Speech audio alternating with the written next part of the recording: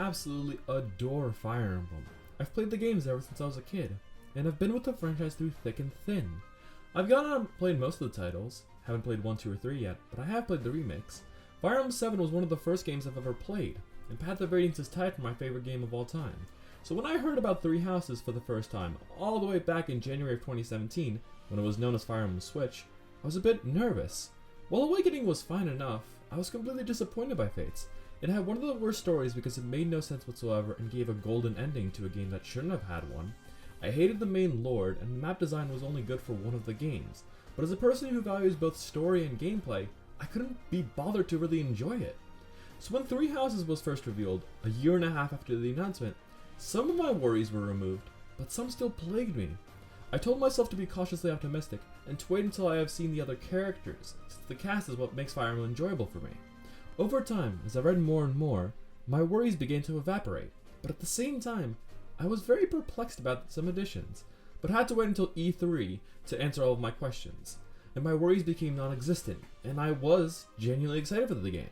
A whole 7 months after the game came out, I finished all the routes, and I've gotten enough time with the game to make an end-all claim for it.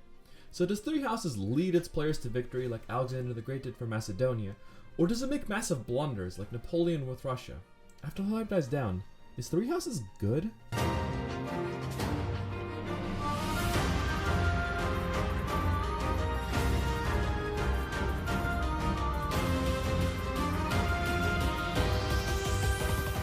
The story of the game follows your avatar Byleth, a mercenary and son of the famed merc Geralt the Bladebreaker.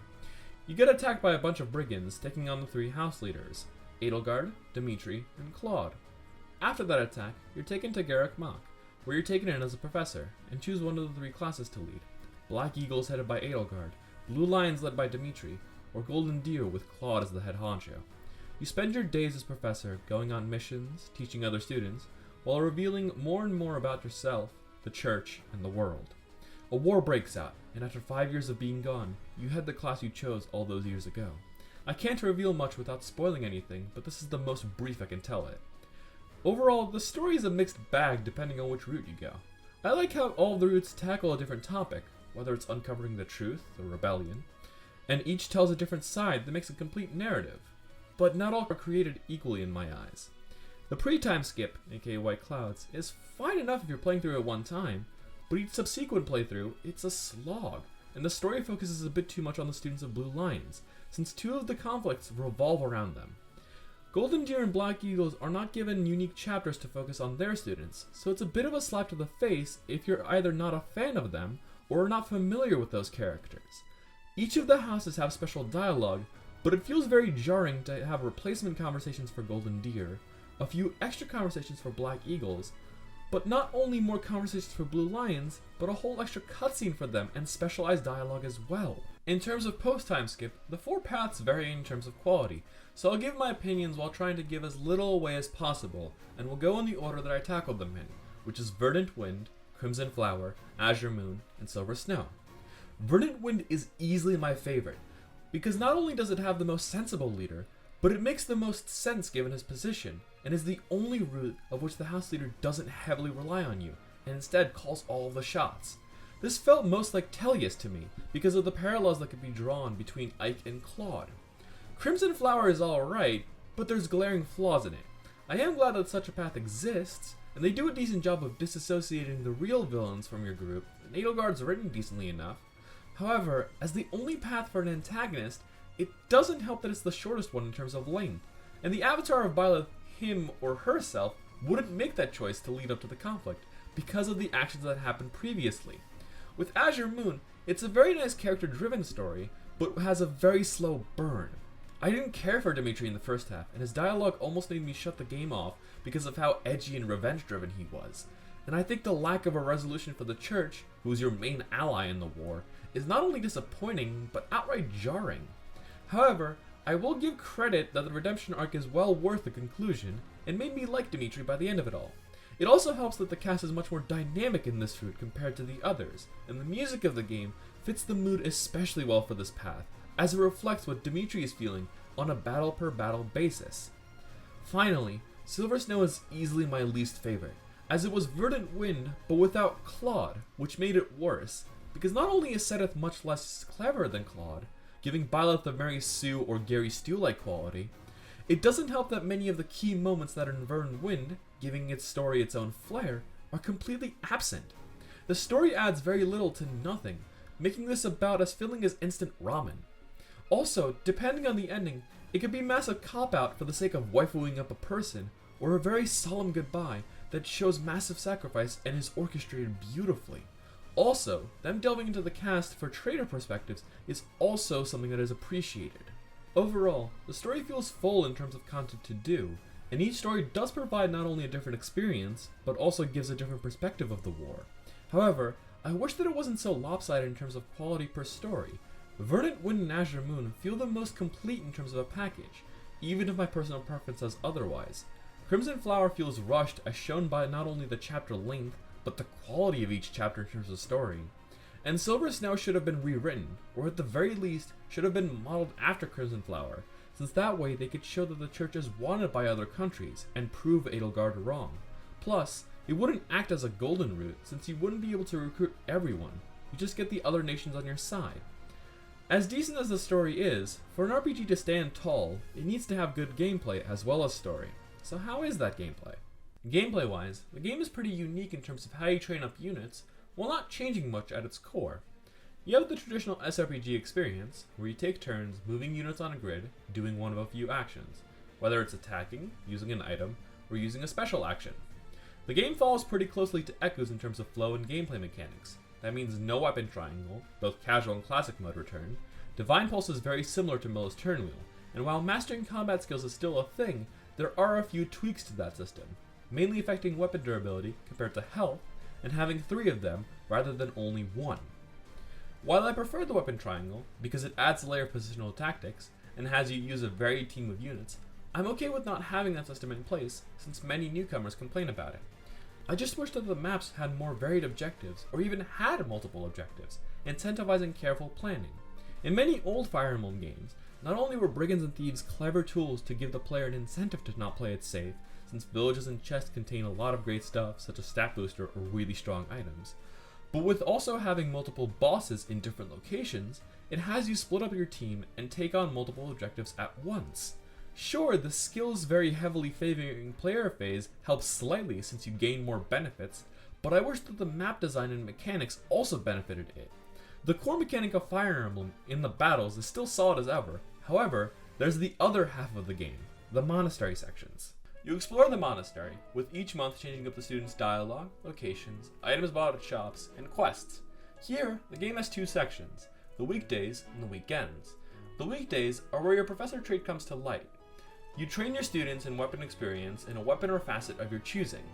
You can train them as long as they have motivation to learn. This is where the creativity of unit composition is insane. Each class in this game has a prerequisite of a level and a weapon rank, and any unit can become most any class. The sense of progression is much more palpable because of something that Echoes introduced, much more frequent promotions. In older titles, a unit could promote once, and not only got stats up, but new skills in recent entries. This time around, each class can become anything without the use of reclassing, and mastering said class grants a skill similar to Awakening or Fates. The weekend allows you to do one of several things: exploring, battles, seminar, and resting. Exploring throws you into a fully explorable map of Garrick Mach, where you go around the monastery and doing various activities for the day, whether it's gardening, eating with your classmates, gambling in the arena, or getting more weapon experience with Byleth. This is also where you can attempt to recruit others into your house. You start with 9 total units, you and the 8 others in the house of your choice, and here you can recruit other classmates with a few exceptions, or church members. Battle is pretty self-explanatory, side missions and miscellaneous battles. Seminar allows you to further improve yours and the student's skill, and rest lets you charge your students' motivation. I'm rather mixed on this part of the game. While there are facets that I appreciate in this, like the unit customization being expansive and allowing more dialogue for students, alongside making sense for 3 houses, I don't want this to be a mainstay in the franchise. In my eyes, the beauty of Fire Emblem was the limited experience that you got from chapter fights, making each kill mean something since that was one less enemy for your army. Plus, with you being able to repair weapons in 3 houses, since many of the minerals that you need for repairs are easy to come by, a lot of management of weapon durability is gone. Plus, with the monastery sections, the game can slow to a crawl, and the calendar system doesn't help much with pacing. Overall, I'm fine with the monastery sections, and they fit for the story and setting of the Three Houses, but I hope Intelligent Systems will not make this a feature to return for future Fire Emblems, because not only will it make less sense in those contexts, but it also removes a lot of complexities of Fire Emblem that make the games more interesting. As for other aspects, the game looks decent enough. While yes, the models could use a lot of improvements as they don't look great and they vanish periodically throughout battle scenes, the animations themselves are pretty decent. Not as flashy as the GBA titles, but they have their own flair. The classes also look distinct enough, and the game runs pretty smoothly with very few to zero drops in frame rate. The character designs are also varied, and describe the character rather well in terms of appearance. Even though the stories are written in varying levels of quality, the characters for the most part are written really well, giving us not only a wealth of characters in terms of personality, but also depth. From the flirtatious Sylvain, to the somber and wistful Marianne, to the hyper-energetic, loud Caspar, to the mysterious and silent Shamir. There's characters here for everyone. The voice acting benefits that immensely, with most every line being voiced, and also really good direction and fantastic choices for character voices, making them all feel closer to people. The supports are written pretty well, for the most part. Most of the Byleth supports are bad, and the monastery conversations don't help with exploring characters like Leone, since all of them are very one-note discussions, and the Byleth supports are incredibly one-sided. But when it's a dialogue, they succeed at either revealing more about the character, or seeing the two of them butt heads. It also helps that a good amount of them have paralogs tied to them, giving more characterization and extra goodies and experience to you. However, the part of the game that stands out to me the most, and most of Fire Emblem as well, is the soundtrack. Even from the Famicom days, the series is known for its immaculate soundtrack. Some examples are map themes like Eldigan the Lionheart from Genealogy of the Holy War,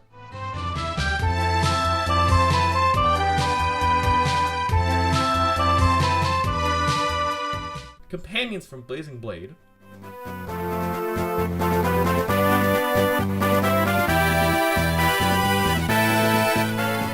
and one of my personal favorites, What Lies at the End from Echoes.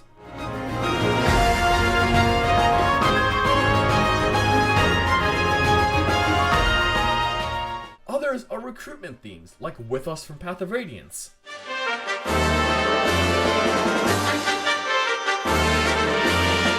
Or Unity from Echoes.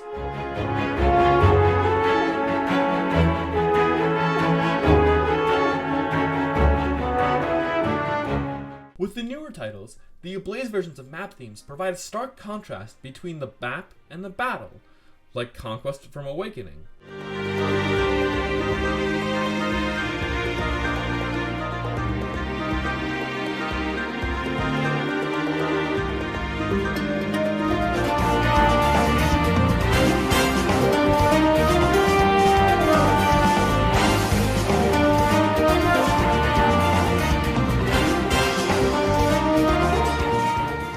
Or Roads Taken from Fates.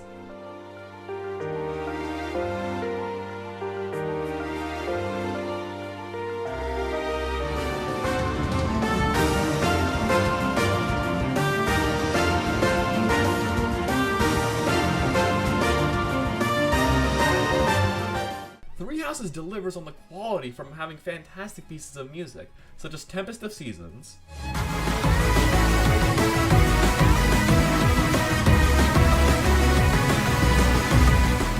Chasing Daybreak,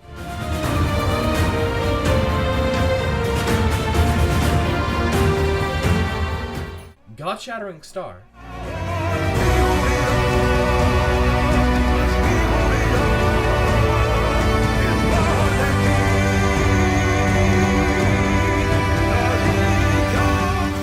or Apex of the World.